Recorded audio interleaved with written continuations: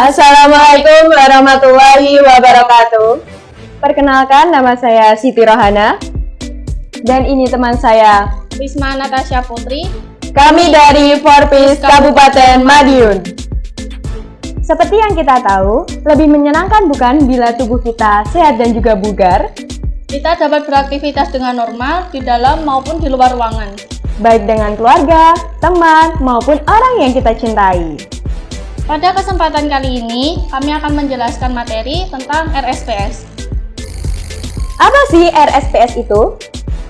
RSPS atau Remaja Sehat Peduli Sesama ialah seorang remaja yang memiliki jasmani juga rohani yang sehat dan memiliki kepedulian terhadap lingkungan sekitar atau memiliki jiwa sosial yang tinggi. Sehat dikategorikan menjadi 4 macam. Yang pertama, sehat tubuh. Dimensi fisiknya yaitu olahraga secara rutin, makan makanan yang seimbang dan juga teratur, istirahat yang cukup, dan juga bersantai. Yang kedua, sehat otak. Dimensi mentalnya yaitu belajar, membaca, menulis, mendidik, dan juga belajar keahlian-keahlian yang baru. Yang ketiga yaitu sehat jiwa. Dimensi rohaninya yaitu bermeditasi, berdoa, menulis jurnal, dan juga menyimak media-media yang berkualitas. Dan yang terakhir, yang keempat, yaitu sehat hati. Dimensi emosionalnya yaitu memberikan pelayanan, menjalin hubungan, dan juga tertawa. Nah, selanjutnya, bagaimana sih cara mengatur dan menjaga pola makan agar tetap teratur dan juga seimbang? Untuk mendapatkan pola makan yang teratur dan juga seimbang, zat gizi yang diperlukan untuk tubuh, kita bisa menerapkannya dengan cara 4 sehat, 5 sempurna. Yang pertama, dengan makanan pokok seperti nasi, ubi, singkong, dan lain sebagainya. Yang kedua yaitu sayur mayur. Sayur kaya akan serat untuk kita membantu melancarkan proses pencernaan. Yang ketiga yaitu lemak. Lemak dibagi menjadi 2. Yang pertama, lemak nabati yang didapat dari tahu juga tempe. Yang kedua, lemak hewani yang didapat dari ikan dan juga daging. Dan yang terakhir, yang keempat yaitu buah-buahan. Buah-buahan juga sangat membantu untuk melancarkan pencernaan karena kaya akan serat. Yang terakhir yaitu yang kelima sebagai penyempurna untuk kita mendapatkan kalsium dan juga mineral dari susu. Nah, selanjutnya untuk mengatur pola makan agar tetap teratur yaitu kita bisa membuat jadwal. Karena padatnya aktivitas kita di luar, kita bisa membuat jadwal jam makan siang, jam makan malam, dan jam makan pagi. Tentunya jangan lupakan sarapan ya, karena sarapan penting untuk tubuh. Selanjutnya kita akan belajar tentang IMT. Apa sih IMT itu? IMT adalah indeks massa tubuh. Indeks massa tubuh adalah remit dasar untuk menentukan seseorang tergolong ke dalam berat badan sehat maupun tidak sehat. IMT normal pada perempuan berkisar antara 17 sampai 23, sedangkan IMT normal pada laki-laki berkisar antara 18 sampai 25. Bagaimana sih cara menghitung IMT? Rumus menghitung IMT yaitu IMT sama dengan berat badan dalam satuan kilogram dibagi tinggi badan dalam satuan meter dikali tinggi badan dalam satuan meter. Arti dari IMT yaitu kurang dari 17,0 digolongkan kepada sangat kurus, 17,0 sampai 18 digolongkan kepada kurus, 18,1 sampai 25 digolongkan kepada normal, 25,1 sampai 27 digolongkan kepada gemuk, dan lebih dari 27 digolongkan kepada sangat gemuk. Nah, bagaimana sih penerapan IMT dalam kehidupan sehari-hari? Berikut penerapannya, yaitu Pak Hadi berumur 42 tahun dengan tinggi badan 168 cm dengan berat badan 76 kg. Berapa IMT dari Pak Hadi? IMT sama dengan 76 dibagi 168 dikali 168 sama dengan 26,9. Kesimpulannya, Pak Hadi tergolong kepada berat badan yaitu gemuk 26,9. Selanjutnya, cek tekanan darah. Tekanan darah adalah aliran darah yang mendorong menuju pembuluh darah atau arteri. Tekanan darah biasa dilambangkan dengan dua angka yang dibatasi dengan garis miring. Contohnya saja 120/80 mm merkuri. 120, angka 120 melambangkan tekanan darah sistolik. Tekanan darah sistolik adalah ketika otot jantung berkontraksi untuk memompa darah ke seluruh tubuh. Angka 80 melambangkan tekanan darah diastolik. Tekanan darah diastolik adalah ketika otot jantung berelaksasi sebelum memompa darah kembali.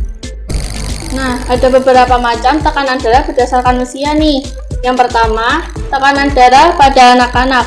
Walaupun gak berbeda jauh, tekanan darah pada anak-anak dapat dibagi menjadi dua kelompok loh. Yang pertama, tekanan darah pada anak-anak usia prasekolah, yaitu di umur 3-5 tahun. Batas tekanan sistolik berkisar antara 95-110 mm merkuri dan tekanan diastolik berkisar antara 55-70 mm merkuri. Yang kedua, tekanan darah pada anak-anak usia sekolah, yaitu di umur 6-13 tahun.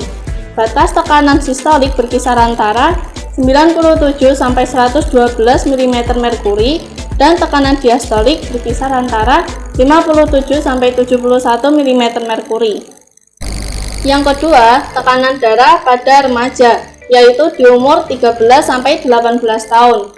Batas normal tekanan sistolik berkisar antara 112-128 mm merkuri dan tekanan diastolik berkisar antara 66 dan 80 mm merkuri.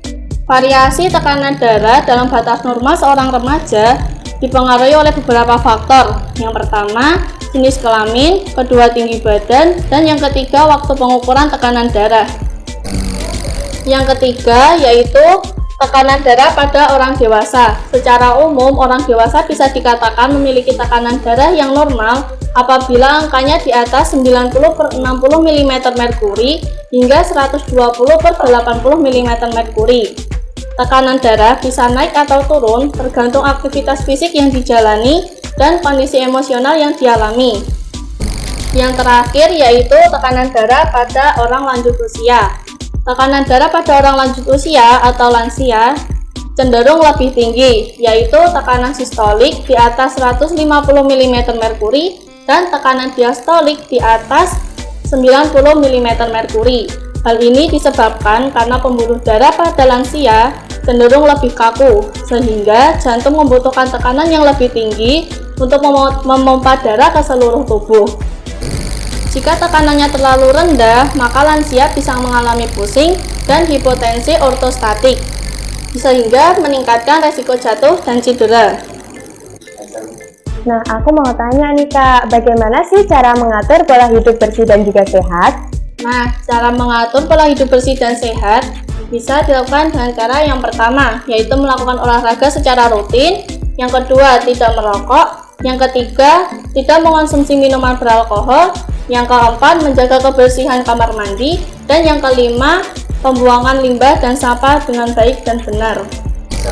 Mengapa sih menjadi bersih dan sehat itu menyenangkan? Poin pertama, memiliki tubuh yang bersih dan juga sehat merupakan dambaan bagi semua orang. Orang lain dapat dengan mudah bergaul denganmu karena tubuhmu yang sehat. Dengan berolahraga secara rutin dapat membuatmu berumur lebih panjang dan juga lebih sehat.